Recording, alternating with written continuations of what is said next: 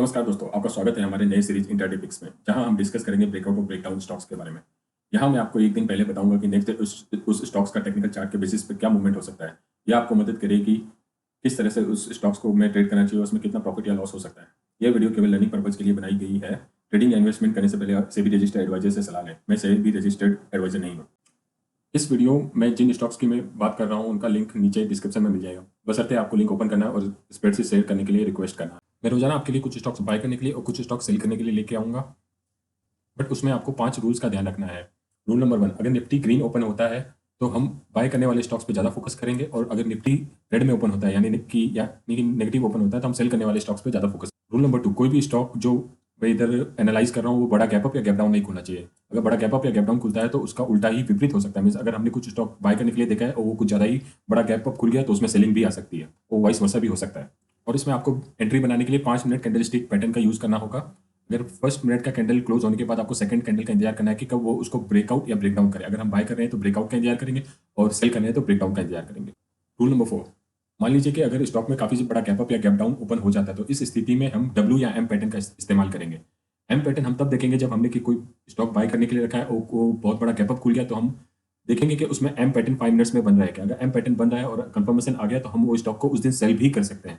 और वैसे ही अगर हम किसी स्टॉक को सेल करने के लिए रखे हैं, वो कुछ ज़्यादा ही बड़ा गैप डाउन खुल जाता है तो हम नीचे देखेंगे कि उसमें 5 मिनट में कोई डब्ल्यू पैटर्न तो नहीं बन रहा। अगर डब्ल्यू पैटर्न बन के उसका कंफर्मेशन आया तो हम उस स्टॉक को बाय भी कर सकते हैं।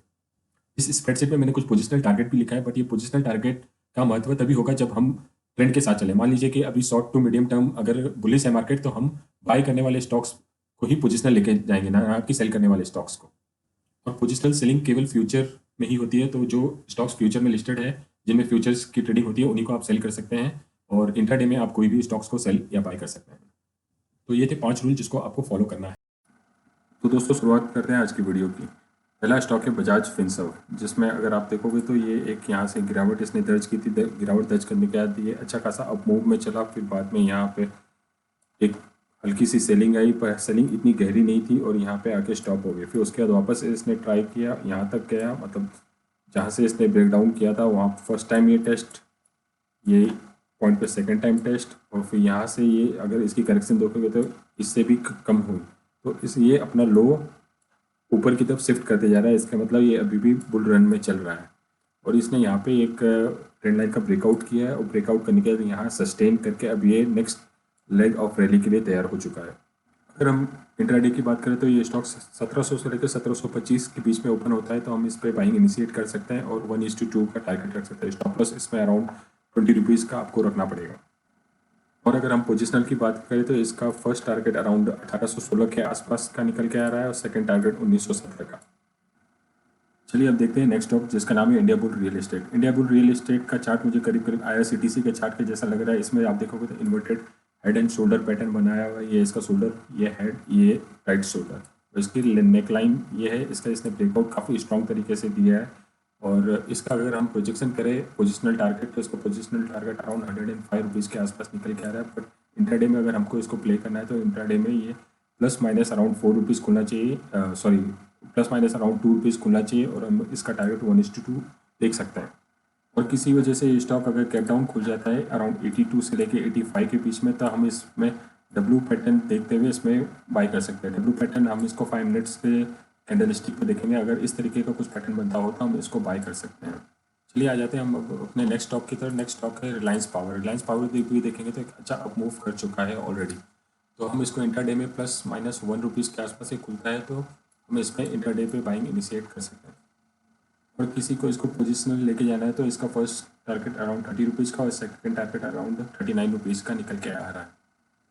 चलिए आ जाते हैं हम अपने नेक्स्ट स्टॉक की तरफ। हमारा नेक्स्ट स्टॉक है GMR एयरपोर्ट्स इंफ्रास्ट्रक्चर। ये देखेंगे तो ये भी एक अप ट्रेंड में चल रहा है, और इसने काफ़ी स्ट्रॉन्ग क्लोजिंग दी है, काफ़ी स्ट्रॉन्ग कैंडल बनाया था लास्ट फ्राइडे को। तो अगर ये प्लस माइनस अराउंड 1 रुपीज़ खुलता है तो हम इसको बाई कर सकते हैं, और इसका टारगेट भी 1:2 के आसपास रख सकते हैं, और इसका पोजिशनल टारगेट 89 रुपीज़ का हो जाना चाहिए। जो नेक्स्ट स्टॉक है उसका नाम है महिंद्रा लॉजिस्टिक। ये एक लंबी रेस का घोड़ा नज़र आ रहा है। ये काफ़ी दिनों से एक ही जगह पे अपना बेस बनाए हुए है। बेस बनाने के बाद ये कैंडल काफ़ी ज़्यादा स्ट्रॉन्ग दिख रही है। अगर यहाँ से इसको फॉलो थ्रू मिलता है तो एक काफ़ी लंबा टारगेट देख सकता है आने वाले दिनों में। तो और हम इसमें इंट्राडे में भी टारगेट प्लान कर सकते हैं। इसका इंट्राडे में भी अच्छे रिजल्ट आने के चांसेस है। मेरे हिसाब से अराउंड 400 रुपीज़ के आसपास ये क्लोजिंग दे सकता है। ऐसे स्टॉक्स को ऊपर जाने की एक जो सबसे महत्वपूर्ण वजह हो सकती है कि ऐसे स्टॉक में अब सेलर और नए ऐड नहीं हो रहे। अगर आप देखोगे तो ये कंटिन्यूसली एक ही जगह पे मंडरा रहा है। अगर इसमें देखोगे तो सेलर इसको इसके नीचे नहीं लेके जा पा रहे, इसको इसी लाइन के ऊपर से ये वापस रिजेक्शन लेते हुए ऊपर चला जा रहा है। तो यहाँ से अगर इसको फॉलो थ्रू मिलेगा तो ये आने वाले दिनों में काफ़ी ऊपर जा सकता है। नेक्स्ट स्टॉक है हमारा वोल्टस। वोल्टस देखोगे तो आप यहाँ से एक मुझे डब्ल्यू पैटर्न की तरफ एक नज़र आ रहा है। आप ध्यान से देखेंगे तो यहाँ से एक गया, फिर यहाँ से जाके इसने ब्रेकआउट दिया। ये कैंडल, ये ग्रीन वाली कैंडल ब्रेकआउट कैंडल थी, और इसके बाद ये एक इसको ये कैंडल नेगेटिव दिख रही है, पर ये नेगेटिव कम, ये होल्ड कैंडल ज़्यादा होती है। यहाँ से अगर ये फ्लैट या हल्का फुल्का गैप खुल जाता है तो ये कोशिश करेगा कि इसके टॉप के आसपास जाके क्लोजिंग दे या इसके ऊपर भी निकल सकता है। तो आप इस स्टॉक पे नज़र बना के रखिएगा। नेक्स्ट स्टॉक है हमारा विप्रो। विप्रो को अगर देखेंगे तो इसने एक यहाँ पे जो गैप था इसको ऑलरेडी फिल कर दिया है और इसके ऊपर चल रहा है। यहाँ से इसकी रिजेक्शन लेवल है, यहाँ से अगर ये ऊपर निकलता है 4,223 के ऊपर निकलता है तो इसमें एक अच्छा मोमेंटम आपको अपसाइड देखने को मिल सकता है। अगर इसकी हम पोजिशनल बात करें तो इसकी पोजिशनल अराउंड 440 के आसपास निकल के आती है। और अगला हमारा स्टॉक है मार्शल मशीन्स। अगर मार्शल मशीन्स को देखोगे तो यहाँ पे एक डब्ल्यू पैटर्न का क्लियर कट इसने ब्रेकआउट दिया है, और यहाँ पे जो गैप है ये शायद ये फिल करने के लिए जा सकता है कुछ ही दिनों में। तो इसको भी एक बुलिश मोमेंटम मिल सकता है आने वाले दिनों में, तो आप इस स्टॉक को भी ट्रैक कर सकते हैं। अगर आप गौर से देखोगे तो यहाँ इसने अच्छा खासा बेस बनाया और यहाँ से डब्ल्यू पैटर्न बना के ये ऊपर की ओर जा रहा है। तो ये थे हमारे बाइंग स्टॉक। चलिए अब थोड़ी देर में हम नज़र डालेंगे सेल करने वाले स्टॉक्स पर। तो चलिए अब हम देखते हैं सेलिंग स्टॉक, कौन कौन से स्टॉक को हम सेल कर सकते हैं। तो पहला स्टॉक है डेविस लैब। डेविस लैब देखोगे तो यहाँ से ये कंटिन्यूसली रिजेक्शन ले रहा है। First time rejection, second time rejection, फिर ये थर्ड टाइम रिजेक्शन। अब जाके ये कैंडल अगर देखोगे तो ये बेरिश कैंडल है। अगर इसको फॉलो थ्रू मिलता है यहाँ से तो ये डीप करेक्शन यहाँ तक कर सकता है, तो इसको हम सेलिंग के लिए रखेंगे अगर मार्केट नेगेटिव रहा मंडे के दिन। तो नेक्स्ट स्टॉक है हमारा जिंदाल स्टॉक। जिंदाल स्टॉक को अगर हम देखेंगे तो ये एक ब्रेकडाउन दे चुका है। यहाँ से अगर देखोगे तो यहाँ पे आपको एम पैटर्न का फॉर्मेशन भी दिखेगा। ये यहाँ पे हाई लगाया, फिर इसका नीचे आया, फिर सेकंड हाई लगाया और इसने अपने नेक लाइन का क्लियर कट ब्रेकडाउन दे चुका है। तो यहाँ से संभव है कि यहाँ से ये नीचे चला जाए, या कोई केस में अगर हो सकता है कि ये एक बार ट्राई करें, यहाँ पे रिजेक्शन ले और फिर बाद में कंटिन्यूस करें। तो इसको हम सेलिंग के लिए रखेंगे। चलिए देखते हैं हम अपने नेक्स्ट स्टॉक को। नेक्स्ट स्टॉक है प्राज इंडस्ट्री। अगर प्राज इंडस्ट्री देखेंगे तो किसी वजह से बड़े बड़े कैंडल बना रहा है और यहाँ से इसमें रिवर्सल भी आ रहा है। तो इस स्टॉक में हम क्वांटिटी के साथ प्ले करते हैं, कम क्वांटिटी में देखेंगे। अगर ये अराउंड इस लेवल के आसपास खुलता है तो हम इसको सेल करना प्रेफर करेंगे, और इसको हो सकता है कि वापस इस का ये रिटेस्ट करने को आ जाए अराउंड 522 523। तो दोस्तों उम्मीद करता हूँ आपको मेरा ये नया सीरीज इंटरडे पिक्स पसंद आया होगा और आपने इसमें काफ़ी कुछ लर्निंग हासिल की होगी। और ऐसे वीडियो बनाने में काफ़ी मेहनत लगती है, तो प्लीज़ मेरे वीडियो को लाइक कीजिए, सब्सक्राइब कीजिए और अपने दोस्तों के साथ शेयर कीजिए। मिलते हैं अगले वीडियो में। धन्यवाद।